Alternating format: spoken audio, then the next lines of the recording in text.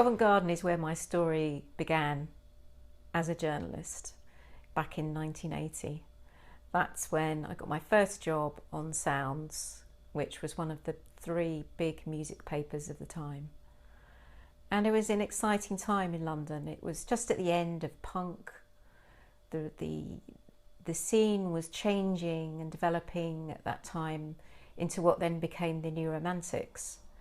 And the offices that I worked in Longacre was just up the road from the old Blitz Club, which is the place where it all began for the New Romantics. And actually what happened was, when I first became a music journalist, I did the first music paper interview with Spandau Ballet.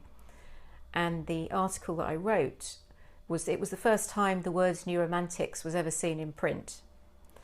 So there was a sense, even at that very early stage, that I was digging for the story beneath the story. So it wasn't just, oh, here's a band, here's their music. It was, what did it mean? What do they represent? So the New Romantics was a way of summing up their ethos and their style. So from a very early point in my career, I was doing that. I probably wasn't even aware I was doing it, actually. But then as I became more experienced, I interviewed more bands.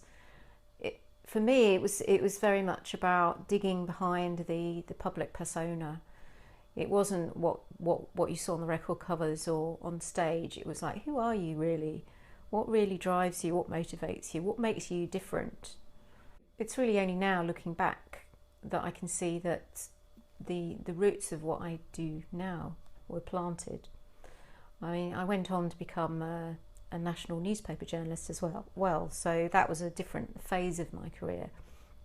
And I still use all the editing skills and so forth that I learnt there. But I think it's really going right back to that time, that first time that was in Covent Garden, that has led me to do what I do now, which is to help mostly business owners find and express the key stories from their lives that are really going to communicate to their audience why they do what they do. And again, it's about just digging a bit deeper to get that story beneath the story that people are telling me. Because I believe that there's no such thing as an ordinary life, that everybody has an extraordinary story to share. And rather than doing it with famous people, I'm now doing it with so-called ordinary people who are just as fascinating as anybody I ever met in the 80s.